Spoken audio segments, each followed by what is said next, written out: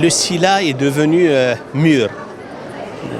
Plus d'un quart de siècle, 28 ans, c'est déjà un espace de rencontre des écrivains, des livres, des éditeurs, des invités de l'étranger. Je crois qu'il est devenu vraiment un jeune homme très capable de faire l'événement en Algérie. C'est un salon qui est, à mon avis, c'est un salon qui est j'allais dire l'activité la plus grande et la plus populaire en Algérie, l'activité culturelle. Je suis très content de retrouver aussi mes lecteurs dans ce salon et aussi retrouver mes amis les écrivains et surtout la nouvelle génération. Je profite toujours du salon de livres, de rencontrer les nouvelles plumes, de les écouter, d'échanger avec eux. Ils ont beaucoup de j'allais dire de dons, beaucoup de curiosité et aussi beaucoup d'espoir. Je crois que c'est un salon aussi de la rencontre des générations des écrivains. Certes, on ne peut pas échapper à l'époque.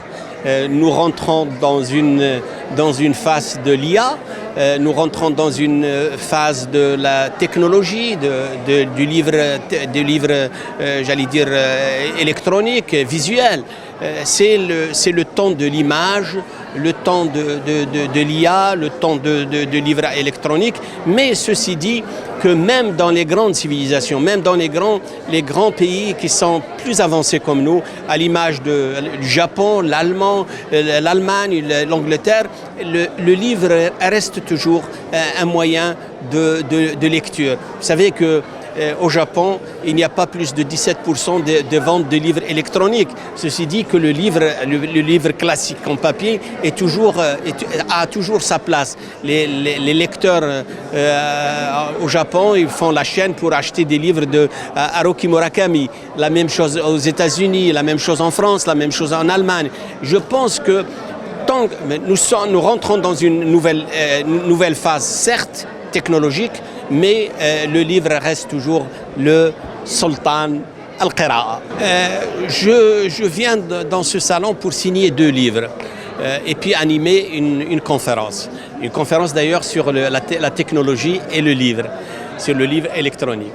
Je viens pour rencontrer mes éditeurs, mes lecteurs autour d'un livre, d'un roman en langue arabe qui s'appelle Mata'u ad-Dunya ما كذب الفؤاد ما رأى وهو كتاب رواية تتحدث عن الحرفيين عن الصناع الحرفيين عن الخياطين بالأساس عن أسرة من الخياطين كيف أن ثقافة الخياطة تنتقل من جيل إلى جيل وللأسف الجزائر فقدت هذه الثقافة ثقافة الحرف الحداد الصنايعية السفنجية القهوجية اللي يصنعوا القفف إلى غير ذلك فهذه الثقافة مشات.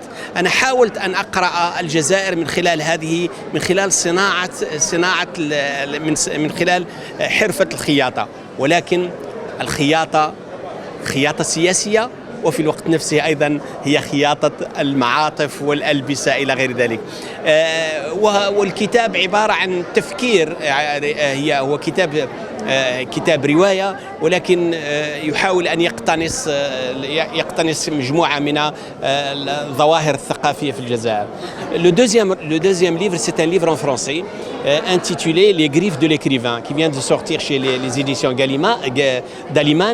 Et c'est un essai où j'ai essayé d'écrire mon autobiographie, si je peux dire, mais une autobiographie d'un citoyen écrivain qui part dans ce grand pays qui est l'Algérie, pour parler d'Apulé, de Mador, pour parler de l'olivier de Saint-Augustin, de parler du couscous, parler des femmes, parler aussi des langues étrangères, parler de l'autre, etc., parler de la censure. C'est un livre qui est autobiographique, mais en même temps l'autobiographie d'un observateur dans ce pays.